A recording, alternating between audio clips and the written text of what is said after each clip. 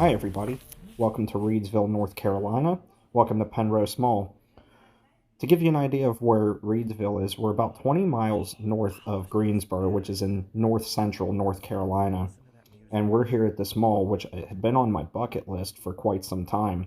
And in particular, since my good buddy Anthony over at Ace's Adventures did his video here back in 2018. This place is crazy Since old. he had done his video, not much has changed at this place other than a lot more lights are blown out here. And you'll see that as we walk through these corridors. It's very dark in some of these areas, and down by the J.C. Penney wing, it is unbelievably bad with mold and the leaky roof. And just like in his video, there are buckets and buckets and buckets everywhere catching rainwater.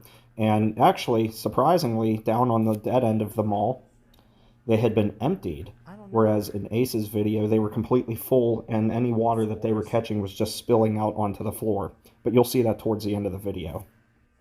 I like all the Pennrose Mall Easter is probably decorations. the most Looks vintage nice. mall in North Carolina, and it opened Oh, on I remember October seeing this in 23, videos. 1968. So that, alongside Signal Hill Mall, these are two of my favorite malls I've ever visited personally, and this was one I could not wait to get to, as I had mentioned. The name Penrose comes from the nearby Chinqua Penn plantation, once owned by a tobacco guy named Jeff Penn. If it weren't for the anchors of this place, Roses and Belk, the mall itself would have been closed a long time ago, I believe. Now, there is a flower shop and a couple of other small businesses, like a shoe store, that remain, and they're what keep this place together. And while I was looking around this mall, honestly, if mall management comes here, I think what they do is unlock the doors and then just go back home because I didn't see any security or mall management of any kind. Heck, you'll see in a shot coming up, we'll be going down a hallway that goes back to the mall office, and the mall office was padlocked, so that tells me nobody was there. Getting into a little bit of the history of this mall, as I mentioned, it opened in 1968. Original anchors were Roses and Prego Geiss. I hope I said that correctly. Anyway, they were the first two original anchors until Belk arrived in 1970, This place is so old. transferring It's hard from to their believe that downtown someone. store that they had. Prego Geiss would go out of business in 1978, and J.C. Penney would later take over the space in 1986, only to leave the mall in 2001, so it only lasted 15 years.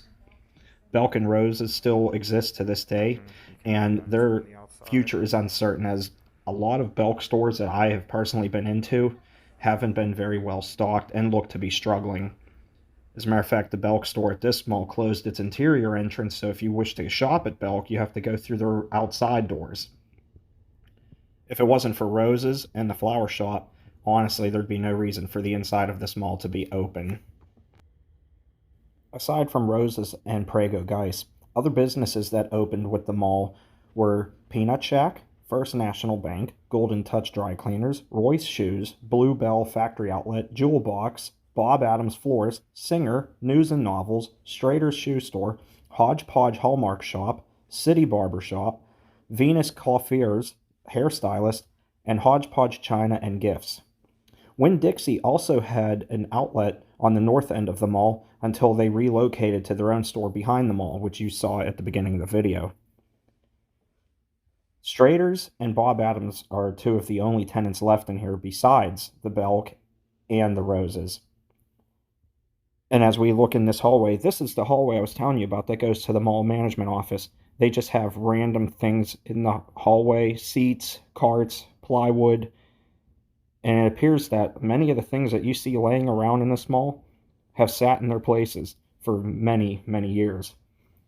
As a matter of fact, the same things, if you look back at the Ace's Adventures video in 2018, you'll see things piled outside of the entrance to a couple of stores, which are still there today when I filmed this back in April. One aspect about this mall that I tend to like is the way it was built. It's basically a strip mall that was enclosed, similar to the Clearfield Mall in Pennsylvania that I filmed a while back.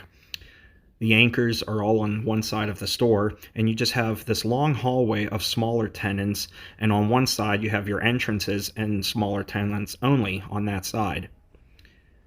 It is a very vintage mall, very old, and I really liked visiting this place a lot. It was just extremely dark in here, and the camera doesn't give it much justice. The filter on the camera makes it look brighter than it was, but honestly, if it wasn't for the natural light outside and the couple of lights that still work, you probably wouldn't be able to see too well and would need a flashlight to navigate down the corridor.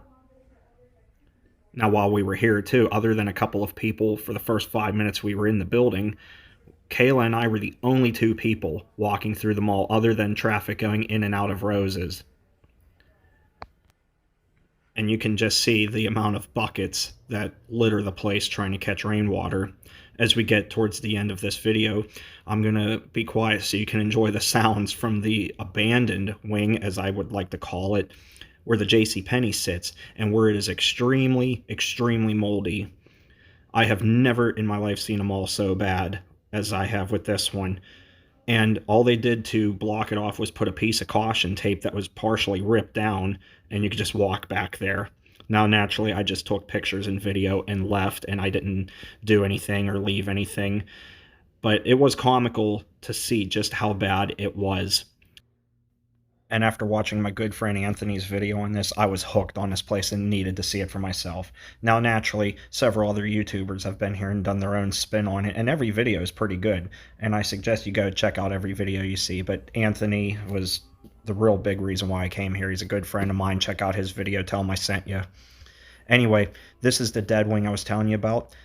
Every store on the left-hand side is filled with so much water damage, mold, and fallen ceiling tiles, it's not even funny. Anyway, I'll be quiet so you can enjoy this side of the mall and just how bad it is. And I will talk to you later, so take care. Thanks for watching, everybody. Stay awesome, and on Kayla's behalf, have a Pennrose Mall-licious day. And stay tuned for what we have coming up next. Bye, everyone.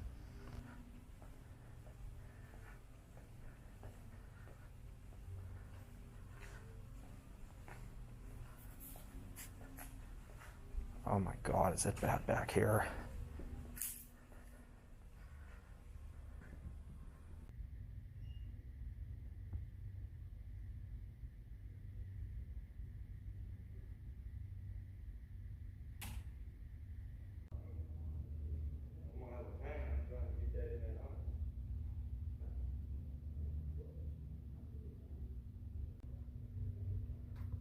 Wow, that's really bad.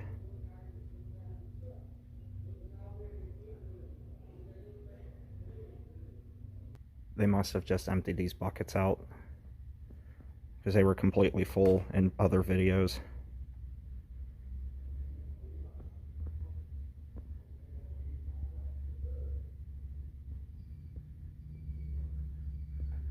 Wow.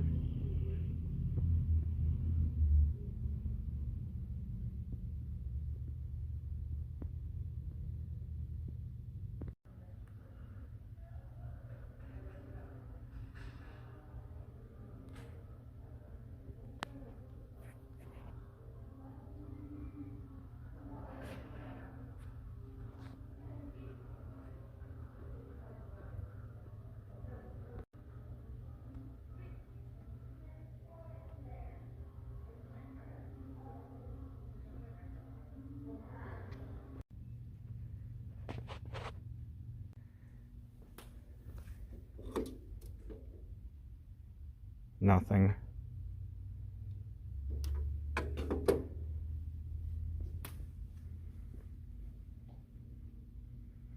I know in Anthony's video this hardly worked. Let's just see. Oh my God.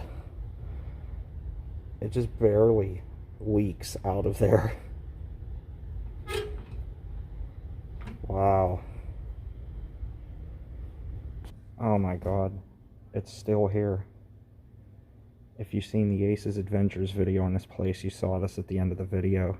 And that was a few years ago. And it's still here. Well, I happen to have a quarter, so let's try it out and see how I rate.